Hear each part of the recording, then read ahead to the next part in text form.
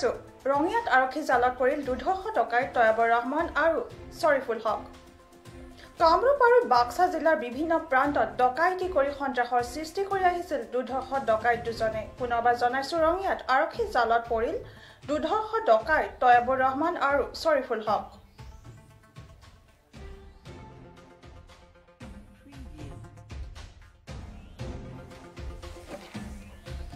অৱশেষত ৰঙিয়া আৰক্ষী জালত পৰিল 200 ডকাইত তয়াবৰ ৰহমান আৰু শৰীফুল হক আৰক্ষীয়ে গোপন সূত্ৰৰ ভিত্তিত অভিযান চলাই ৰঙিয়াৰ 5 নং ৱাৰ্ডৰ তয়াবৰ ৰহমান আৰু পিতাম্বৰ হাট বজালিৰ শৰীফুল হকক আটক কৰিবলৈ সক্ষম হৈছে শুক্ৰবাৰে নিশা ৰঙিয়াৰ দহৰাত সুইফট ডিজায়াৰ গাড়ী চুৰিৰ বাবে দুৰ্বৃত্তই গুলী চলাইছিল গাড়ীখনৰ চালকক কিন্তু সাহসী ব্যক্তি দীপক দাসে কোনোমতে তাৰ পৰা দৌৰি পলায়ন কৰিছিল ৰিমটৰ চাবি থকা বাবে দুৰ্বৃত্তই গাড়ীখন চুৰি কৰাত ব্যৰ্থ হৈছিল গুৰুতৰভাৱে আহত দীপক দাস বৰ্তমানো সংকটজনক অৱস্থাত গুৱাহাটীৰ আয়ুৰ চন্দ্ৰা হস্পিটেলত চিকিৎসাধীন হৈ আছে এই ডকাইতি কাণ্ডৰ 24 ঘণ্টা নৌহাওতেই 200 ডকাইতক ৰঙিয়া আৰক্ষীয়ে আটক কৰিবলৈ সক্ষম হয় কামৰূপ বাক্সা জিলাৰ বিভিন্ন প্ৰান্তত ডকাইতি কৰি সন্ত্ৰাসৰ সৃষ্টি কৰি আহিছিল 200 ডকাইত তয়াবৰ ৰহমান আৰু শৰীফুল হকক কৰায়ত্ব কৰাত স্বস্তিৰ নিশ্বাস পেলাইছে ৰঙিয়া ৰাইজে